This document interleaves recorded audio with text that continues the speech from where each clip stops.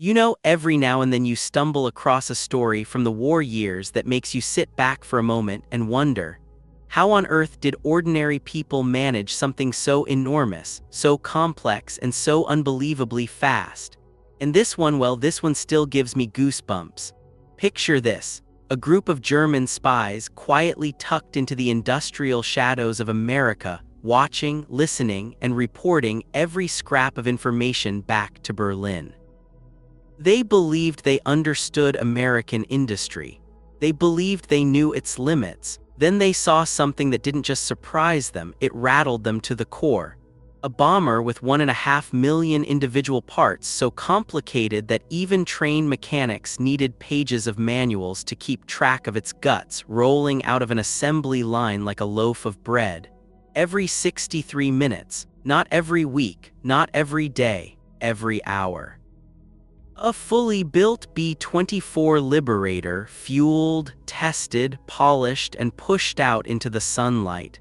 And when those German agents tried to explain it to their superiors, even the high command didn't believe it. They thought the spies were exaggerating or had lost their minds, because no country had ever done anything like this, not even close. Before we dive into that unbelievable scene, do me a small favor. If you love history told in a way that feels alive, if you enjoy these long, late-night stories from another time, hit that subscribe button, give the video a like, and share it with a friend who gets just as excited about this stuff as you do. It helps more than you'd think, and it keeps this old storyteller talking. Now let's get back to it. The thing you need to remember is this: the B-24 Liberator wasn't a simple airplane. It was one of the most complex machines of the Second World War. Engineers joked that the only thing it couldn't do was tuck you into bed. It had hydraulic systems, advanced turbochargers, 12 miles of wiring, and an airframe that looked like someone had taken a rectangle and dared it to fly. It could carry more weight, fly farther, and roll off the runway faster than almost anything the Allies had early in the war. But all that capability came at a cost. Most factories could barely keep up with production. It took thousands of men and women working day and night, and even then, output stayed modest. A bomber like this wasn't something you just whipped together. At least that's what everyone believed in 1940. Everyone except Henry Ford. Ford was an odd character. Brilliant in his own way, stubborn, unpredictable, sometimes frustrating, but always thinking bigger than the next man. And when the war loomed and the United States realized it needed bombers, lots of them, Ford stepped forward with a kind of quiet confidence that puzzled the Army Air Corps. He told them he wanted to mass-produce bombers like he mass-produced cars. And the generals smiled politely, nodded, and walked away thinking he was a dreamer. You have to understand, airplanes weren't built like cars. They were handcrafted rivet by skilled technicians. Aircraft factories of the late 1930s looked more like giant workshops than assembly lines. But Henry Ford didn't see a bomber. He saw a puzzle. 1.5 million pieces, sure, but pieces that could be sorted, labeled, and moved through a system with the smoothness of a river. He believed, no, he was certain, that he could take this monster of a machine and break it down into small, predictable steps, each step handled by men and women who didn't need to be aircraft experts at all. They just needed to be trained for their piece of the chain. And so he built Willow Run. People forget just how massive Willow Run was. When it opened, it was the single largest factory under one roof in the world, a mile long. A place so huge that workers joked they needed bicycles just to get to the restroom. If you stood inside it and squinted, you could barely see the far wall. And Ford didn't build it in the middle of a major industrial hub either. He built it out in the countryside where the land was cheap and the air was open, where the future could stretch out its arms. But building the factory was only the beginning. To make the impossible possible, Ford needed something even harder to acquire than machinery, people, thousands of them. And many of the first workers at Willow Run had never touched an airplane before. Some had never worked in heavy industry at all. There were farmers, housewives, former shop clerks, young kids barely out of school. They came from across the Midwest, lured by the steady pay and for some, a sense that this was their way to serve without wearing a uniform. The training was relentless. Supervisors drilled workers in single tasks: how to fit a panel, how to rivet a joint, how to assemble a control yoke. Hours and hours spent perfecting one motion, one tool, one job. Ford wasn't trying to turn them into master craftsmen. He was turning them into a living assembly line, and as odd as it sounds, it worked. But the start was rough. Ford originally promised one bomber per hour, and the press ran wild with the idea. When reporters showed up and saw the place stumbling along, producing one plane every month or so, they laughed. Critics called Willow Run a failure. The Germans called it American propaganda. Even some of Ford's closest advisors urged him to slow down or shut the place down altogether. But Ford didn't back off. He never did. He refined the process, reorganized the floor, brought in specialists from Consolidated Aircraft, the original designers of the B-24, and hammered out every kink in the system. Slowly, the aircraft began rolling out faster. 50 days, 10 days, 6 days. It was still nowhere near the promise, but the line was speeding up. Then something happened that Ford had predicted all along. The workers started to move with rhythm. You could walk the length of the line and hear the harmony of it: hammers tapping, drills buzzing, voices calling out, parts sliding into place. Everyone knew their job, and because everyone knew their job, the bomber flowed almost like a living thing. It began in a pile of steel and aluminum at one end and came out the other side as a fully functioning war machine. And this is when the German spies began to take notice. German intelligence in the United States before the war was never as effective as they hoped, but they had people here and there. Some posed as businessmen, others as students, and a few slipped quietly into industrial zones where they watched factories like hawks. Their task was simple: figure out how quickly America could arm itself. Determine whether the United States was all talk or a genuine threat. When they saw Willow Run begin its transformation, they tried to make sense of it. They sent coded messages back across the Atlantic describing a factory so large that trucks inside it looked like toys. A production line that didn't build one bomber at a time, but dozens simultaneously. Thousands of workers moving in synchronized steps. And then, as 1942 turned into 1943, those messages grew more frantic. Reports came in saying the Americans weren't building 6 bombers a month anymore. They were building hundreds.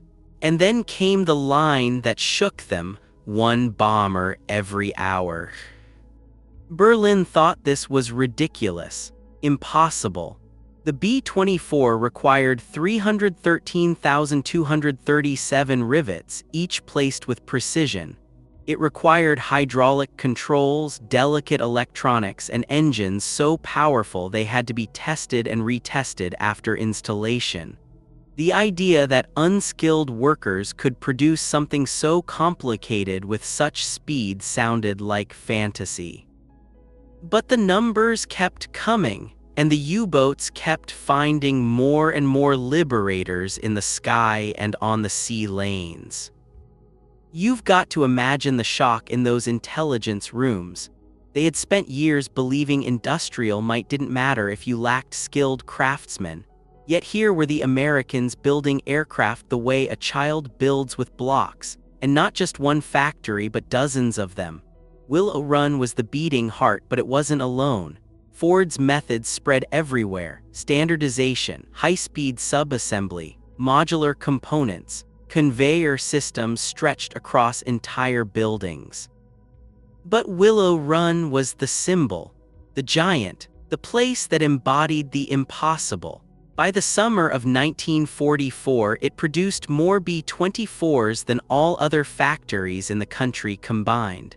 And when it finally hit its target, when those bombers rolled out every 63 minutes, those German agents who had been warning Berlin for months weren't surprised anymore.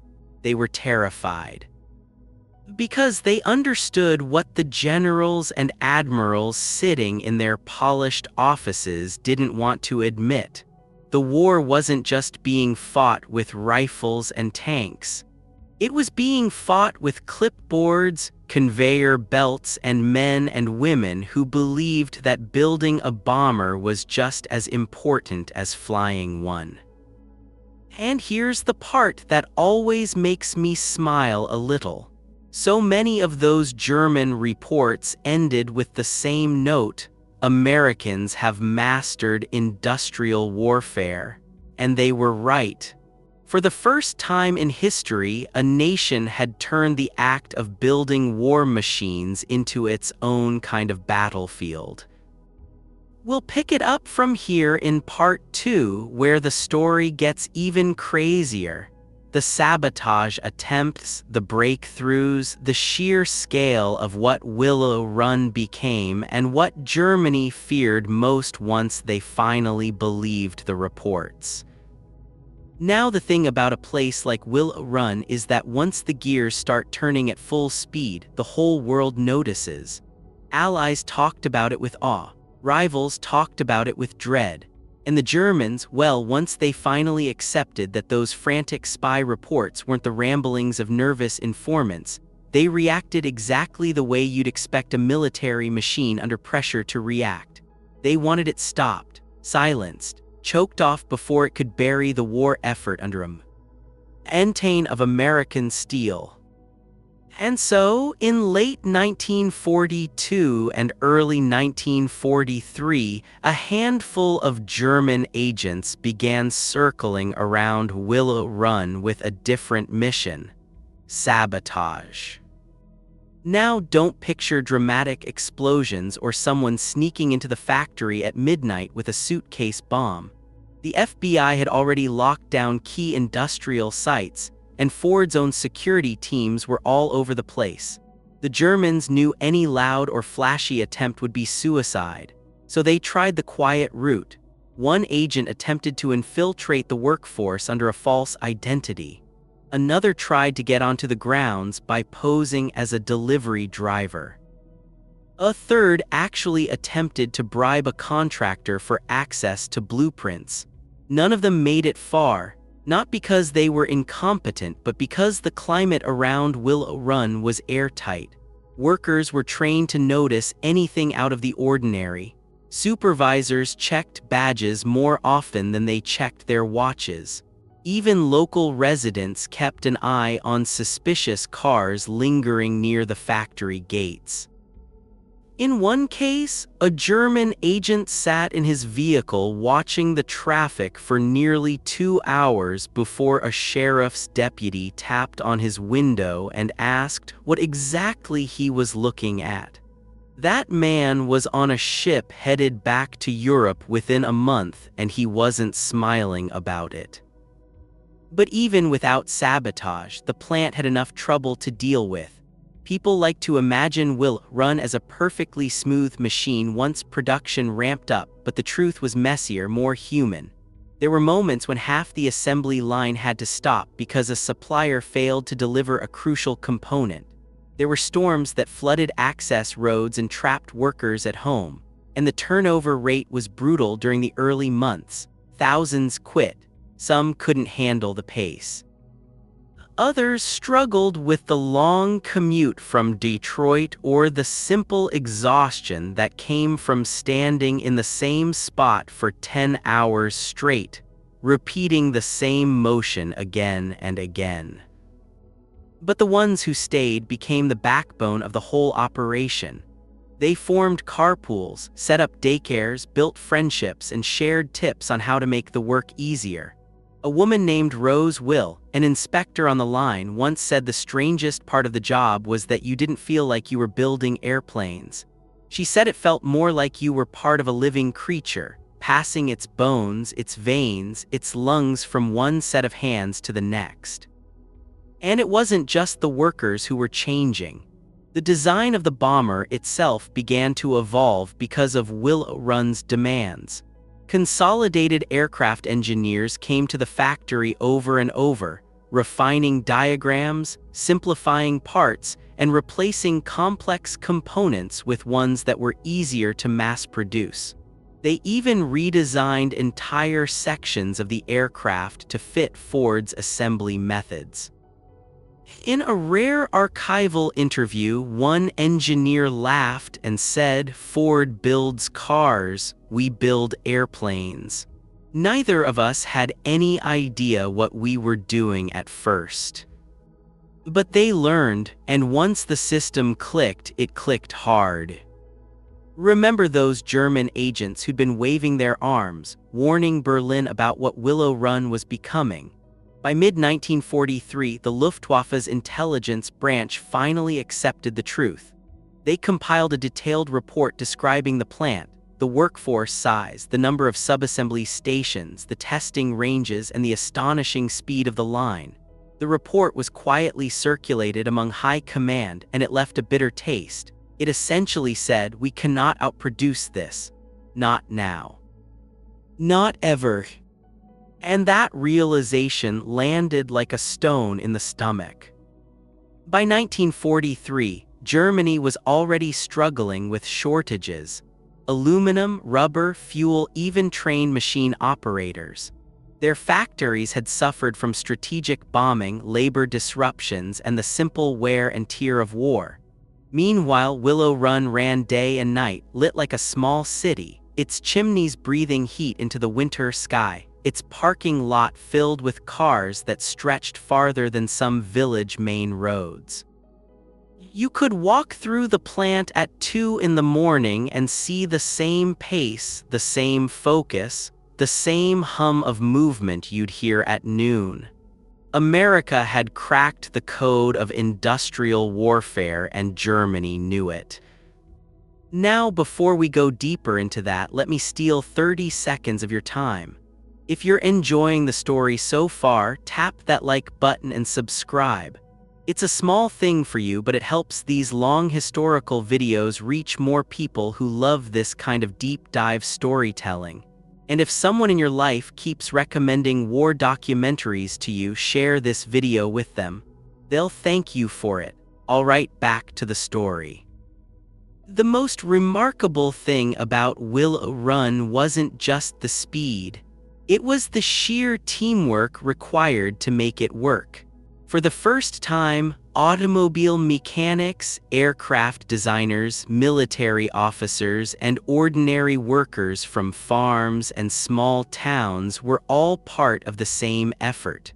A riveter from Ohio would be working next to a former piano teacher from Michigan. A young man who'd grown up repairing tractors would share a lunch break with a mother of 4 who'd never used a power drill before the war. That mixture created its own strange magic. Stories poured out from the line. One woman recalled how, during her first week, she drilled so hard she nearly broke a panel. Her supervisor just smiled and said, "A bomber's tough. You're not gonna scare it." Another worker said he used to whisper to the airplanes as he passed them down the line, telling them to bring the boys home safe. And there was an elderly man, far too old to serve, who volunteered for overnight shifts because he said he slept better when he knew he was doing something useful for the country. And behind all of this was Ford's obsession with efficiency. He installed conveyor belts so long they looked like silver rivers. He brought in automated drilling machines that reduced the work of 10 men into the work of 2. He even experimented with painting methods to speed up drying times. Every minute mattered. Every second shaved off the process meant the Allies were one step closer to overwhelming the skies of Europe. And by 1944, that's exactly what happened. B-24 Liberators became one of the most common Allied bombers of the war. They flew over the Mediterranean, the Pacific, the Arctic supply routes, the submarine patrol zones, the oil fields at Ploesti. And they didn't fly alone. They came in swarms. Some missions launched more than 200 B-24s at once, and when the Germans looked at those waves of incoming bombers, they were staring at the mathematical truth Willow Run had created. Even if Germany managed to shoot down dozens, even hundreds, Willow Run would simply replace them. One German officer put it bluntly in a debriefing after the war, "We had no answer for your factories." That was the quiet secret of the conflict. The Allies didn't win because they had better pilots or braver soldiers, though they certainly had plenty of both. They won because they could build faster, repair faster, and replace faster. And Willow Run was the symbol of that unstoppable tide. But even with all that success, life inside the plant never stopped feeling human. Workers celebrated birthdays on the line. They teased each other. They struggled with fatigue. Some even formed little traditions, like writing their initials inside wing panels or tapping the nose of a bomber for luck before it rolled out the door. And then there were moments of humor. One supervisor told a story about a worker who accidentally installed a panel upside down. When they pointed it out, the worker shrugged and said, "Planes fly either way, right?" The supervisor didn't laugh at the time, but years later he admitted he still smiled about it. In the background of all this, the German intelligence network in America slowly unraveled. The FBI arrested agents, intercepted communications, and shut down one spy cell after another. By the time Willow Run reached peak output, one bomber every hour, Germany's ability to monitor it had nearly vanished. All they had were old reports, whispers, and the growing number of liberators appearing on every front. But the closest thing to panic came in 1944, when the Luftwaffe tested a captured B-24 that had been forced down in Europe. German engineers examined it, took it apart, measured its components, studied its engines, and wrote a detailed analysis. The report concluded that the B-24 was complex, extremely difficult to produce, and required too many precision parts to ever be mass-produced at speed. And yet, America was mass-producing it at speed. The German engineers didn't criticize their own aircraft factories. They didn't point fingers. They simply wrote, "The Americans have accomplished what we deemed impractical." Imagine that! Sitting in a freezing hangar on the outskirts of Berlin, staring at a machine built from over 1 million pieces, and knowing that somewhere across the ocean, identical machines were rolling off a line faster than you could even finish your analysis. That's where we'll pick up in Part 3, the final stretch. The emotional impact, the legacy, what this meant for the war, and how Willow Run left its mark long after the last bomber rolled into the sky. What always strikes me about this whole story is that Willow Run wasn't just a factory. It became a kind of mirror. It reflected what America believed it could be, and it reflected what Germany feared America might become. By the time 1944 rolled into 1945, the Liberator wasn't just another aircraft in the Allied arsenal. It was the proof that a free society, when pushed, could unleash a kind of energy that dictatorships simply couldn't match. And yet, for all the grand strategy and industrial might, the heart of Willow Run was still the same handful of faces you could find on any assembly line. Tired eyes, stained gloves, quick laughs, stubborn determination, and that quiet pride people carry when they know they're part of something bigger than themselves. There's a moment that comes up in a few workers' memoirs that says more about the spirit of Willow Run than any production chart ever will. At the end of each shift, when the plant would empty out and a new wave of workers marched in to take their place, the airplanes would stay. The bombers didn't care about clocks. They didn't care about shift changes. They just kept inching along that line, moving from one set of hands to the next. Some workers used to pause for a second before leaving, giving a gentle tap to the aluminum skin with their knuckles. Not hard enough to dent it, just a small farewell. A quiet prayer, really, bring them home. That became a kind of secret language inside the plant. If you tapped the panel as you left, someone else tapped it when they arrived, and the idea spread until the whole line began taking part. A riveter on Station 4 taps the belly of a bomber. A mechanic on Station 17 taps the engine cowling. A painter taps the nose art. And before long, the bomber was carrying hundreds of those little gestures with it, like invisible fingerprints layered beneath the paint. By late 1944, the production floor felt like a living organism. The conveyor system rattled day and night, rain or shine. The massive overhead lights made the factory look like daylight even at 3 in the morning. Forklifts zipped back and forth like nervous bees. Workers timed their steps to the rhythm of drills and torque wrenches. You could walk from the tail section at one end of the hangar to the engine installation zone at the other, and you'd feel as if you were walking through the chapters of a book written in steel. And that momentum had consequences far beyond the factory walls. At airfields across England, Italy, North Africa, and the Pacific, flight crews soon noticed something strange. They were losing bombers, forced landings, enemy fire, mechanical failures, and yet replacements kept arriving before they had time to panic. Some pilots joked that Willow Run must have had a direct pipeline to the sky. More than one commander said the same thing in far more serious terms. Without those replacements, the bombing campaign would have collapsed. Meanwhile, on the other side of the ocean, German officers were faced with a reality they could no longer deny.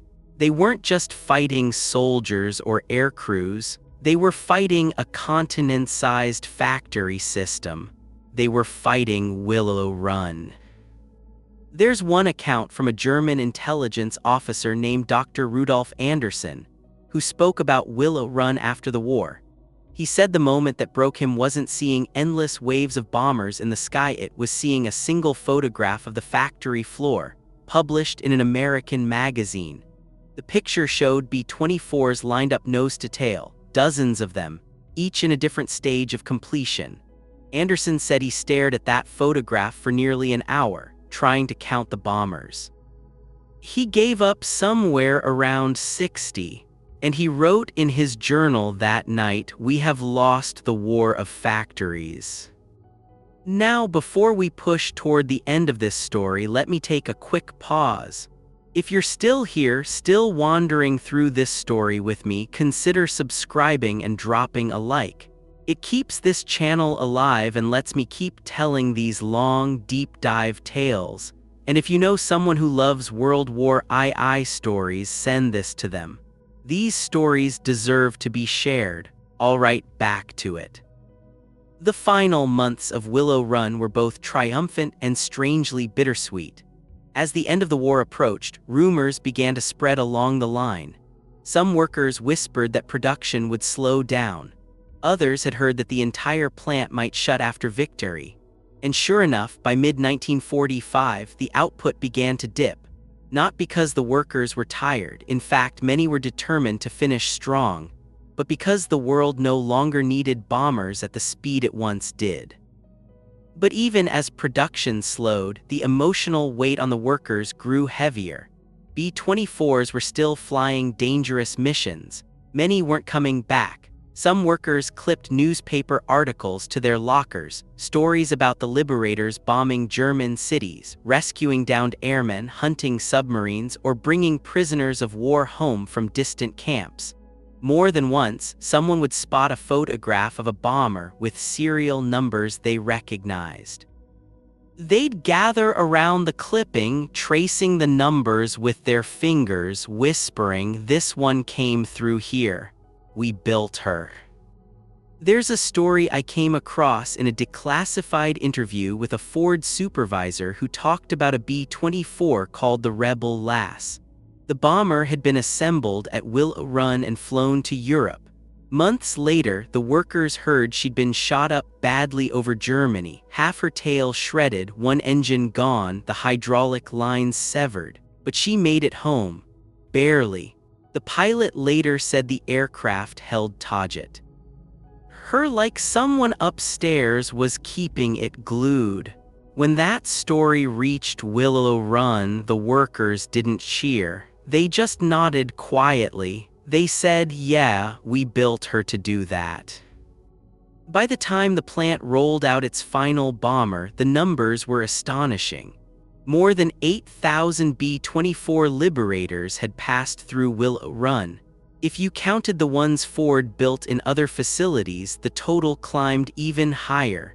No other plant in the world produced aircraft at that scale. No other production line from any era ever pushed out a heavy bomber every 63 minutes. And yet, when the war ended, the factory didn't erupt into celebration. There were smiles, of course, relief, tears, but the overwhelming feeling workers described was something else entirely, quiet pride mixed with a hint of loss. Because the war was over, but so was the thing that had bound them all together. The humming line fell still. The drills stopped buzzing. The giant hangar, once bright as noon at midnight, dimmed to a softer, quieter glow. Some workers walked the length of the empty floor on that final day. They said the silence felt almost unnatural, as though the building itself missed the noise. A few even tapped the last bomber gently on the side before it rolled out. Old habits die hard. And what of those German spies, those men who'd first sounded the alarm? None of them could have imagined how right they were. Their early reports, the ones Berlin dismissed as nonsense, were in fact describing the very thing that helped tip the balance of the war: industrial supremacy. A factory that could outproduce an entire continent. A line of bombers rolling into the sunlight with a rhythm that felt impossible. Looking back, some historians say Willow Run shortened the war by months. Others are more cautious and say it made victory more certain rather than faster. Either way, its impact was enormous. It didn't fight battles, it didn't drop bombs, it never flew over enemy territory, but it changed everything. And here's the part that stays with me the most. When the workers at Willow Run were interviewed years later, long after the war, long after the plant had closed, none of them talked about the hour-per-bomber pace or the miles of conveyor belts or the massive scale of the operation. They talked about the people, the friendships, the sense of purpose, the knowledge that every rivet they drove, every panel they clamped, every wire they tightened was a lifeline for some young crew thousands of miles away. They didn't see themselves as heroes. Most of them never even saw a B-24 in flight. But they believed deep down that they were building something that mattered. And they were right. Somewhere in the sky, on missions over Italy or France or the Pacific, a bomber would absorb the shock of flak or enemy fire, and a pilot would grip the controls and say, "Come on, girl, hold together." And more often than not, she did. Because she'd been built in a place where thousands of hands had worked with the same simple wish: bring them home. Factories age, machinery rusts, production lines shut down, but the legacy of Willow Run, like the legacy of those who flew the B-24s, isn't measured in metal.